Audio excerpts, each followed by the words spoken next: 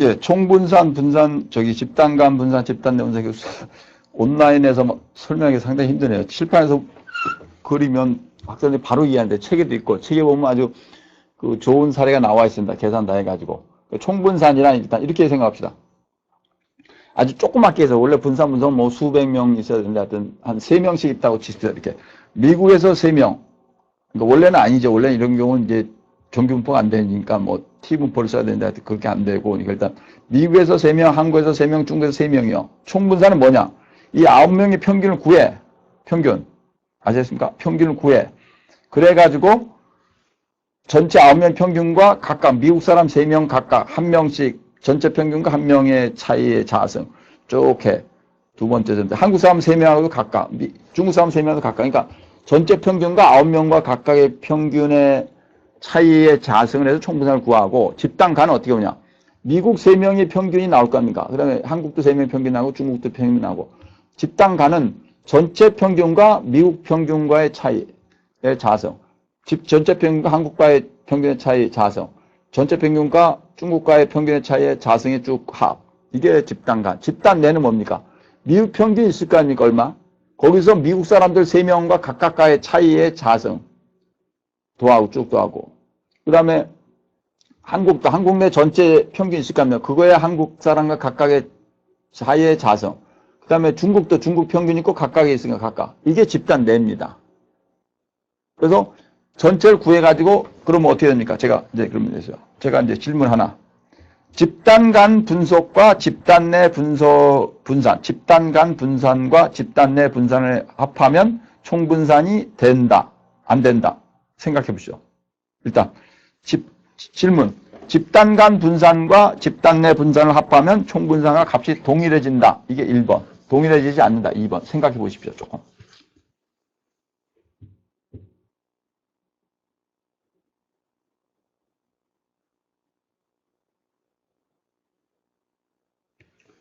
답이 뭐가 습니까? 동일해집니다. 동일해집니다. 집단 간 분산과 집단 내 분산을 더하면 총분산이 됩니다. 그리고 우리는 어떻게 결정을 내느냐?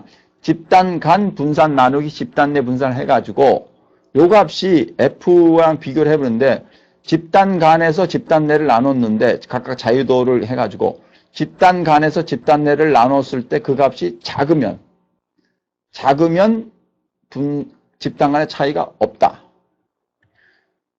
반대로 집단 간 분산과 집단 내 분산을 나눴는데 그것이 차이가 값이 크면 뭐 집단 간의 차이가 있다 이렇게 되는 겁니다. 이렇게 되는 거죠. 이렇게 이게 개념입니다. 요거 이제 수업 시간에 하고 통계를 돌려보면 알 겁니다. 일단 여러분은 이제 거기까지 일단 이해를 하시는 게 중요한 겁니다. 분산으로 개념과 단서 총분산, 집단 간 분산, 집단 내 분산은 각각에서 모집단 전체에서 각각 뽑은 걸 가지고 그거에 대해서 분산을 비교하는 거예요. 총분산은 뭡니까? 전체 평균과 각 개별치 간의 차이의 자승의 합, 총합. 이게 총분산. 집단 간은 전체 평균과 각 집단 간의 평균과의 차이의 제곱의 합. 이게 집단 간. 집단 내는 각 집단 간의 평균과 집단 내에 있는 각 개별치 간의 차이의 자승의 합. 이게 집단 내입니다. 집단 간, 집단 내. 그러니까 집단 간, 잘 보세요. 예를 들어서 이렇게 돼야 됩니다. 예를 들어서 미국 사람이 전부 값이 1이야. 한국 사람도 전부 1이야. 중국 사람도 1이야. 집단 간의 차이가 있습니까? 없습니까? 없죠. 집단 내 분산도 제로고 집단 간 분산도 거의 제로가 될 거예요. 없을 겁니다. 그런데 미국 사람은 전부 1이야. 한국 사람 전부 10이야. 중국 사람 전부 4야. 이러면 어떻게 됩니까? 집단 내 분산은 거의 없죠. 1, 1, 1, 3, 4, 4, 4, 10, 10, 10, 4, 4니까. 근데 지금 집단 간은 1하고 10, 10하고 4 차이가 많이 나죠. 집단 간의 분산이 집단 내 분산에 비해서 크면 그것을 뭐가 됩니까? 그러면 차이가 있다는 얘기입니다. 아시겠습니까? 집단 간의 분산이 집단 내의 분산보다 차이가 크면, 그 값이 크면 그건 차이가 있다는 얘기입니다. 그러니까 집단 간의 분산을 집단 내의 분산 나눴는데 이 값이 작으면 집단 간의 차이가 없고 집단 간의 분산을 집단 내의 분산 나누는데 이 값이 적으면 그러니까 집단 간의 분산을 집단 내의 분산 나누는데 이 값이 작으면 집단 간의 차이가 없고 이 값이 크면 그건 집단 간의 차이가 있는 거죠. 보세요. 미국 사람 전부 1이고 한국 사람 전부 1000이야. 중국 사람 100이야. 1, 1000, 100이야. 집단 간의 차이가 있으니까 없어요. 차이 있죠, 사실. 집단 내는 거 없어도. 근데 한국 사람은 전부 1이야. 미국 사람 2야. 중국 사람 0.5야. 차이가 없죠. 아니면 중국 사람 3이야. 한국 사람 2.5야. 미국 사람 2.2야. 그래도 집단 간에 거의 차이가 안 나올걸요? 안 나오고요. 그러니까 집단 간에는 차이가 크고, 뭐 100, 8, 2만 이렇게 크고, 집단 내는 적어야지 집단 간에 차이가 나올 수 있는 겁니다. 여기 보시면 여기 총 제곱합, 총 번동, 이제 제가 좀 전에 말씀드린 거죠. 처리 제곱합, sum of squares treatment. 이게 이제 집단 간, sum of squares error. 이게 집단 내. 집단 내. 그러니까 왼쪽이 총 분산. 총 sum of squares of total. 총 분산. 저기 xij-x 바 있죠. 2바. 이게 바가 두 개죠. 그렇게 되는 게 이게 전체 평균과에 나는 거고. 그 다음에 그 처리 제곱합은 처리 아까 집단 간. 오차 제곱합은 집단 내. 그래서 SSE와 E하고 SSA를 더하면 어떻게 됩니까? 그게 SST지. 토탈. 똑같죠. 아까 제가 그랬죠. 집단 간 분산과 집단 내 분산을 합하면 총 분산이 된다. 그래서 어떻게 됩니까? A-1과 A의 R-1이 이게 이제 전체 A-1이라는 건 이제 그 숫자고 AR이죠. 그러니까 집단 내에 속해 있는 거고 R은 집단의 숫자고. 그러니까 A는 집단 내에서 10명 각 10명씩 있다 그러면 A고 그다음에 10명씩 있는데 집단이 3개다 그러면 R이 3개고 이렇게 되겠죠. 그렇게 해서 나눠 가지고 SSA하고 SSE 이렇게 나눠 가지고 집단 내로 나눠 가지고 이렇게 하면 이 값이 F0 값이 아까 저번에 동영상에 얘기한 F0가 이제 계산된 값입니다. 이게 계산된 값이 테이블 값보다 크게 나오면 이거는 차이가 있다. 그럼 계산된 값이 테이블 값보다 적게 나오면 이것은 차이가 없다 이렇게 되는 거예요. 차이가 없다 이렇게 되는 거예요. 오케이. 여기 이제 보시면 요게 이제 시험 문제 나오고 중요한 겁니다. 요 테이블 잠깐 생각하십시오 이거.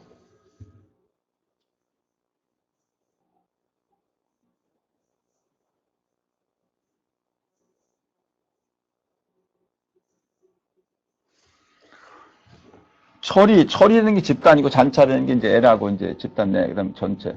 SSA와 더하기 SSE를 하면 SST입니다. 요거 SSA와 SSE와 SST를 어떻게 구하는지는 이제 제가 말씀드리고. 자유도는 이제 A라는 게 이제 집단 내 숫자, 집단이 10명이면 10 빼기 1. SSE는 A, 10에다 집단이 3개면 3 빼기 1 되고. 이때는 AR-1. 그러니까 전체가 집단이 3개고 전체가 10개씩 한 10개면 너무 적은데 한 100개씩이면 300 빼기 1 이렇게 되죠. 그래서 여기서 A-1 더하기 A 타임스 A 곱하기 R-1을 더하면 AR-1이 되죠. 이거 풀면 A-1 더하기 AR-A가 되죠. 그럼 AR-A가 되니까 저기에서 이게 AR-1 보세요.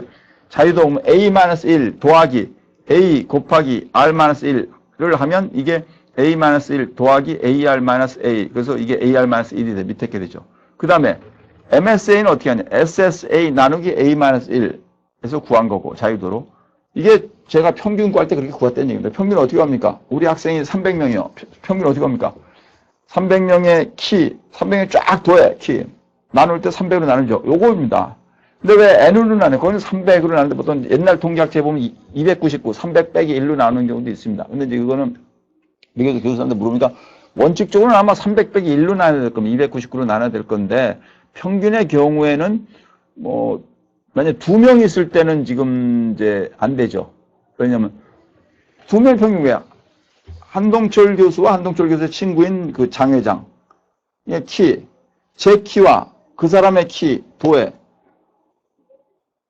얼마? 100몇 더하기 100몇. 그럼 나누기 할 때 2 빼기, 두 사람 2 빼기 1하면 1이죠. 그럼 안 되잖아요, 평균이. 나올 수가 없잖아요, 그러니까. 그래서 평균은 다 해야 되는 게 그냥 N으로 나누는 거예요. 어떻게 합니까? 구할 때 2명, 한동철 교수의 키와 한동철 교수 친구, 장 회장 키를 더해서 2로 나눠. 그렇게 하죠. 그래서 평균 나올 때는 이제 그냥 N으로 나눈 건데, 실제는 이게 N-1의 개념과 똑같은 거죠. 그리고 이제 뭐 샘플이 한 300개 되면 n으로 나누면 n-1는 거의 차이가 없죠. 그래서 이 a-1로 나눈 겁니다. 이게 그겁니다. 분산 전체를 a-1 자유도로 나누고 분산 전체를 나눈 거죠. 그러니까 집단 간 분산인 SSA를 a-1 자유도로 나누고 집단 내 분산인 SSE를 AR-1로 나누고 그다음에 총 분산을 AR-1로 나누고 그게 이제 평균 제곱 민스퀘어드 민스퀘어드가 되죠. sum of squares 그다음 민스퀘어드 민스퀘어드 오브 트리트먼트 민스퀘어드 오브 에러. 그래서 그다음에 MSA로 나누면 이게 전체가 되고 요거 여기 유효 확률이 옆에 지금 안 나와 있는데요. 유효 확률 계산했다. 근데 그래서 유효 확률이 p-value인데 이게 0.02로 나왔어요. 0.02. 그러면 알파 유효 수준 0.05에서 우리는 집단 간의 차이가 R개의 집단이 R개였죠. 여러 개 몇 개인지 모르지만 집단 간의 차이가 R개 간의 차이가 있다고 할 수가 있느냐? 예, 있죠. 왜? 유효 확률이 0.02로 나왔으니까 차이가 있다고 할 수 있고 만약에 유효 확률이 0.9로 나왔다. 그러면 차이가 없다. 이렇게 얘기할 수 있는 거죠. SPS를 집어넣으면 여기 보시면 이제 여기 보면 쭉 있죠. 집단이 1세개, 2세개, 3세개, 집단이 3개죠. 그리고 쭉 해갖고 남은 여기 보시면 여기 오른쪽에 표를 보세요. 여기요. 집단 간 분산이 42, 집단 내가 10. 그러면 42 더하기 10이면 50이죠. 제가 말씀드린 게 똑같죠. 집단 간 분산과 집단 내 분산을 합하면 총 분산이 되죠. 네. 그 다음에 집단 간 분산 42 나누기 2. 왜 2냐? 집단이 3개지 지금. 1집단, 2집단, 3집단이니까 3 빼기 1하니까 2죠. 3 빼기 1. 3 빼기 1하니까 2죠. 그래서 2로 나눠. 42 나누기 2를 하면 이게 21이야. 그죠? 그 다음에 10. 여기 지금 밑에, 그 밑에 자유도가 전부 맨 밑에 8이죠. 8이 어떻게 나왔어요? 여기 전부 세어보세요. 하나, 둘, 셋, 넷, 다섯, 여섯, 9개죠. 그러니까 전체가 9 빼기 1이니까 8이야, 8. 그 다음에 집단 내는 뭐예요? 8에서 2를 빼니까 6이야. 그래서 2하고 6하고 8. 그래서 어떻게 됩니까? 42 나누기 2를 하니까 21이야. 10 나누기 6을 하니까 1.667이야. 52 나누기 8을 한 건 의미가 없고 돼 있고. 그 다음에 21 나누기 1.667 하니까 12.6600이야. 요거를 테이블 값하고 비교해 봤더니 더 크다는 얘기입니다. 컸을 겁니다. 여기 유효 확률이 0.007이야. 0.007. 우리는 알파 유의 수준이 보통 0.05에서 이것은 차이가 있다고 할 수 있습니까? 없다고 해서 차이가 있다. 이 세 집단 간에는 차이가 있다고 할 수 있다. 이 얘기입니다. 요 잠깐 시간 줄 테니까 이거 다시 보세요. 요거는 이제 좀 어렵고 요 표하고 요 표. 요게 지금 우리 개념이고 요게 통계입니다. 요거하고 요거. 요 표를 잠깐 숙지하십시오. 스마트폰 꺼내서 이것도 찍고 요것도 찍고 요거 일단 찍으시고 생각을 해보세요. 교육은 반복과 깨달음입니다. 깨달은 걸 반복하는 겁니다. 제가 부자하게 돼서 공명함정이라 깨닫고 개념 만들고 반복하는 거 똑같은 거죠. 요거. 그 다음에 요거를 이렇게 된 거죠. 아시십니까? 이게 시험 문제고 됐습니다. 네. 요게 이제 분산 분석입니다. 조금 제가 이제 진도를 좀 빨리 나온 감이 있는데 T-테스트는 두 집단 간에서 두 집단에서 비교하고 분산 분석은 세 집단인데 분산 분석이 훨씬 더 매력적이고 정교합니다. 정교하게 돼 있고 그렇습니다. 네, 그 다음에 이제 상관 분석과 교차 분석에 대해서 설명을 하겠습니다. 관계 분석, 관계란 뭐냐? 두 가지가 얽혀있는 정도입니다. 얽혀있는 정도가 강하냐에 따라서 우리가 어떤 거죠. 관계는 있는 것이 좋은데, 근데 왜 앞에서 분산 분석할 때 집단 간의 관계, 이런 거는 이제 그런 데는 관계가 없어야 되니까, 관계가 없는 거는 순수한 차이를 볼 때 이럴 때는 관계가 없어야 되는데, 보통의 경우는 뭔가 생산적인 거를 위해서 뭐가 관계가 있어야 됩니다. 관계가 있어요. 주가하고 뭐하고 관계가 있고, 뭐하고 뭐하고 관계가 있는 걸 찾아갖고 우리는 그걸 가지고 활용을 해가지고 발전을 시키죠. 그러니까 아침에 일찍 일어나는 것과 생산성의 관계가 있다면 아침에 일찍 일어나고 아침에는 이 창의력과 상상력이 많이 발전한다 되죠. 그럼 아침에는 이제 보통 회의를 잘 안 하고 자기 혼자 생각하고 그 다음에 오후에는 회의를 하고 오후에 회의를 하고 이렇게 되는 겁니다. 관계 분석에는 이제 교차 분석과 상관 분석 이렇게 있어요. 상관 분석과 교차 분석. 관계 분석의 중요성. 요거 잠깐 읽어보십시오.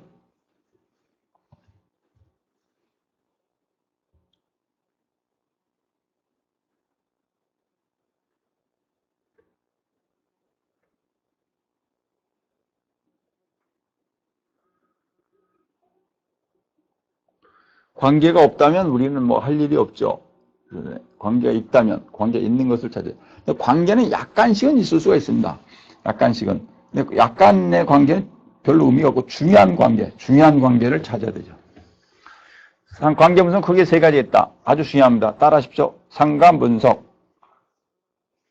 교차 분석, 회귀 분석. 상관 분석, 교차 분석, 회귀 분석. 상관 분석은 두 변수 간의 관계를 보면 피어슨 코릴레이션이라고 코이피션트를 하는데 관계 아예 없으면 제로, 1, 제로. 관계 아주 많으면 1, 마이너스 1도 있습니다. 그럼 1하고 마이너스 1의 차이가 뭡니까? 1은 두 개가 같이 움직여야 하는 거.